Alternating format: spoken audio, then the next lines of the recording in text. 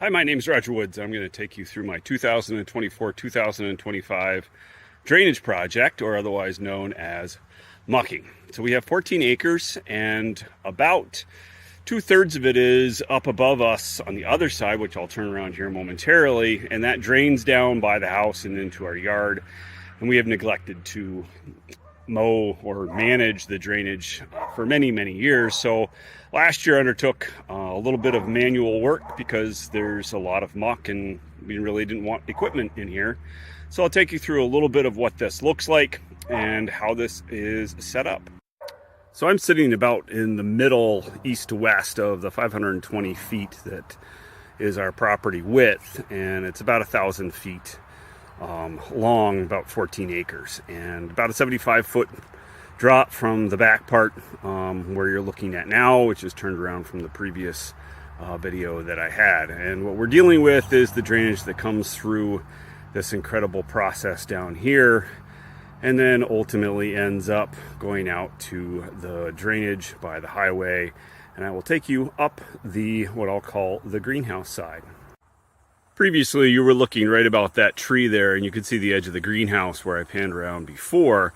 And this is what I'll consider to be the main drainage. We started on this last summer. So this is drainage rock.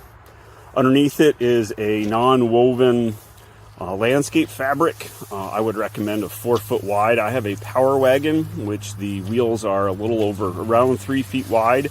So this made it a little bit difficult. You get an idea as I'm walking through this drainage, and it's relatively dry right now, that everything has recovered quite nicely.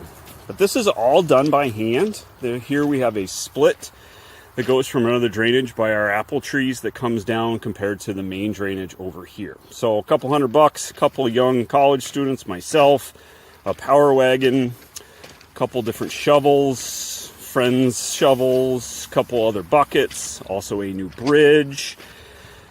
So this is all roughly around 3 to 4 feet wide, depending on the situation. Here, a little bit of a problem in terms of getting the right slope.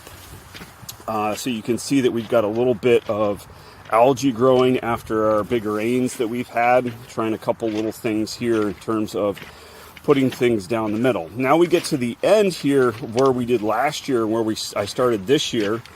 So you can start to see a difference in terms of the sides of the drainage and where I've had to walk or shovel. Had to provide, once I built the bridge, a little bit of access from the main part of the yard to be able to get the power wagon in, which I'll show you in the pile of rocks here in a little bit. Here I got a little bit tight, and you can see a couple of the power wagon wheel marks on the side over here. So make sure whatever you're using to transport, mechanical or otherwise, that you plan for that in advance.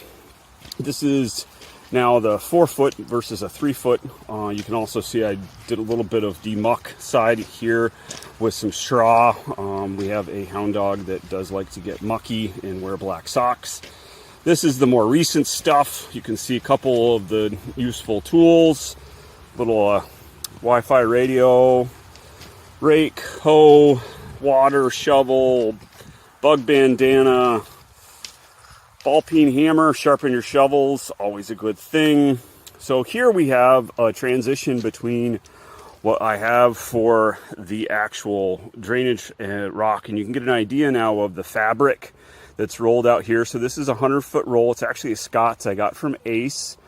You can also get them from, in our case, we could get it from our local concrete supply that also does drainage tiles and things like that. They might stock something very similar in different widths. So typically it's a combination of a round point shovel, because I have a lot, as you can see here, a lot of trees. So round point shovel to take care of a lot of the initial work. And then you can see how flat this is. I also ran into clay. So down here, you'll see the difference between the clay that I have versus the top, which is the muck or topsoil. You'll see various piles on the side here, simply finding a place to put it. So once I've done the round point work, which is the messy part here at the end, I'll come through with the square shovel and go ahead and clean that up.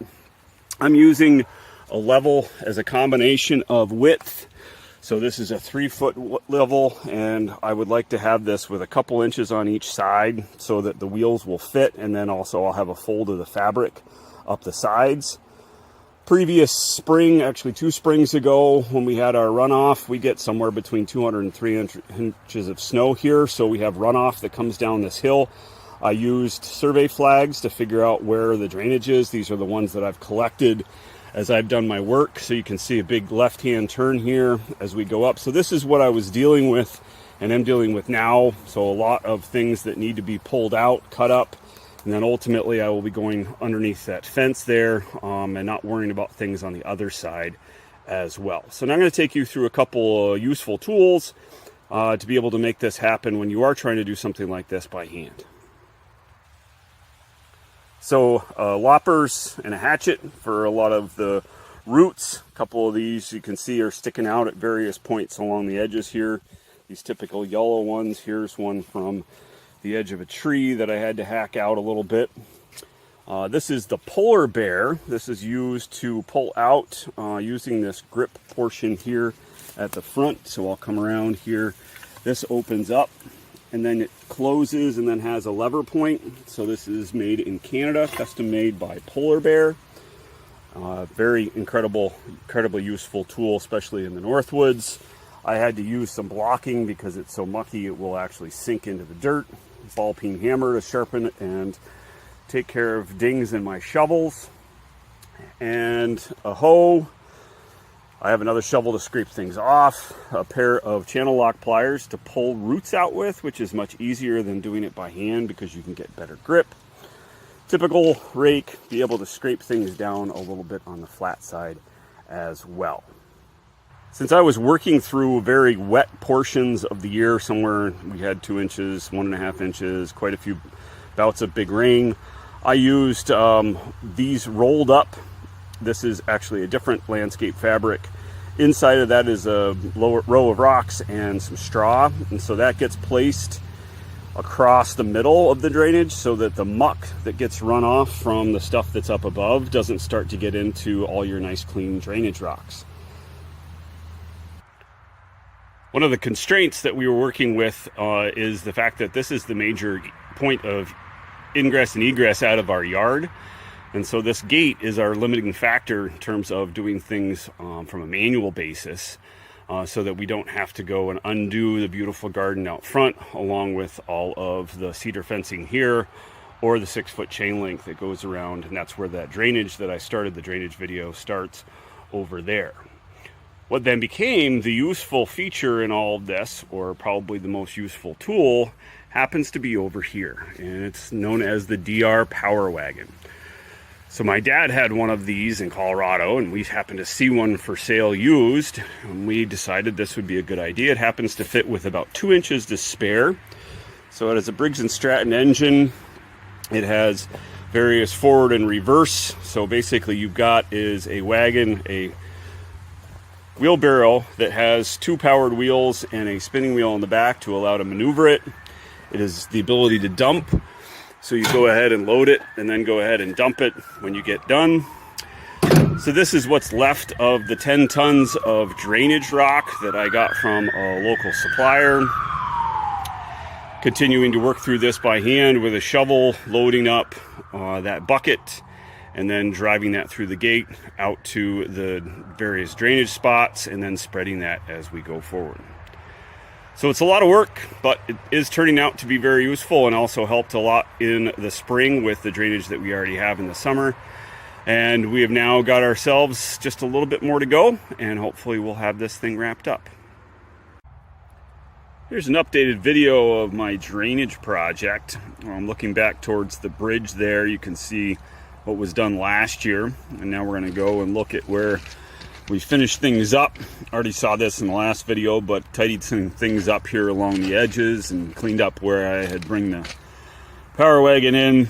You can see the boards that were there across the grass. In particular here, I had a lot of muck underneath the drainage fabric, so I had to do a lot of work along the edges here to clean stuff up after taking the power wagon here through here probably 20-25 times. Same thing with a couple other spots where I kind of got on the edge and chewed through a little bit with my wheels as I was neglecting to make the turns. It's kind of hard to drive it forward. It's actually easier to drive it backwards because you can see where the wheels are. You just got to make sure you don't run into any trees when you're going backwards yourself. Here I ended up doing sort of a bank turn because I figured this is going to be where a lot of the volume is going to be coming down from the back part of the land, and this was the logical place of where the drainage turned around. Hopefully with these staples and double layer of fabric here, so an extra wide fabric, will be able to keep things from drifting in out of my piles. That I'll probably clean up some of those and get some dirt out of it a little bit later. Not going to do anything past the fence until I figure out if there's any issues. Part of that is just that's even worse than what I dealt with here, and really not worried about that outside the purview of the dogs and their corresponding muck. You might see this little prize here in the middle. It's actually a rock that was in that spot, and I decided to just go ahead and put it back in there. But underneath this is the fabric you can see there along the fence, as well as another load of rocks, and sort of a cascading effect, hopefully, that will have things come down from the back part of the land and drain gracefully all the way out to the road.